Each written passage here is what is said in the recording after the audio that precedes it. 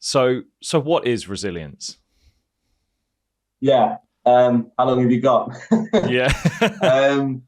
Yeah, as you mentioned at the start, Lewis, it has become a bit of a buzzword. And I think for me, the reason why that question's so important is because the danger of resilience being a bit of a buzzword is the word resilience is starting to be lost in translation. So whenever I mention it, I kind of say that it's really important to ensure not only what it is, but also what it's not.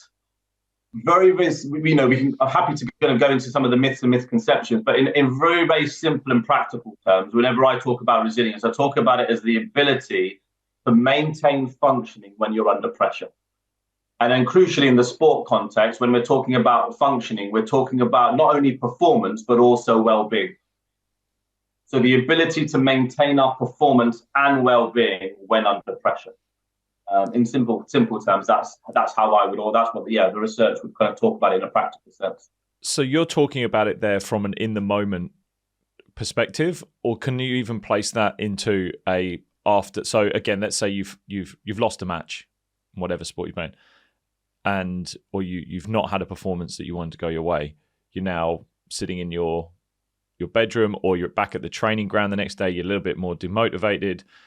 The idea of resilience being bouncing back from an adversity, can you place what you're talking about there into different sort of time categories?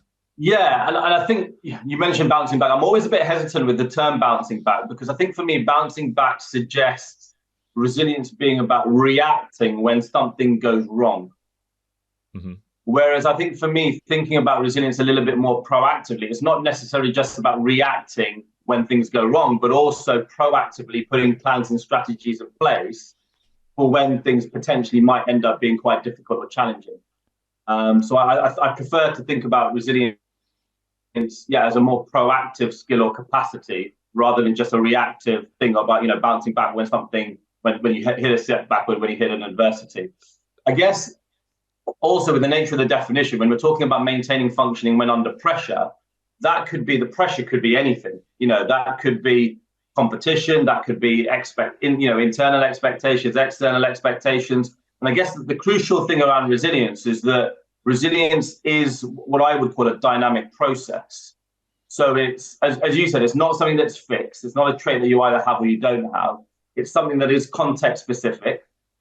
So our resilience can change from situation to situation. Like using my example, my resilience in training was really good, but my resilience in competition wasn't so great. So we need to understand resilience in relation to the specific context. Even thinking about it in a general sense, how we react and respond to pressure in work or in our sport might be very different to how we react and respond to pressure in our personal life.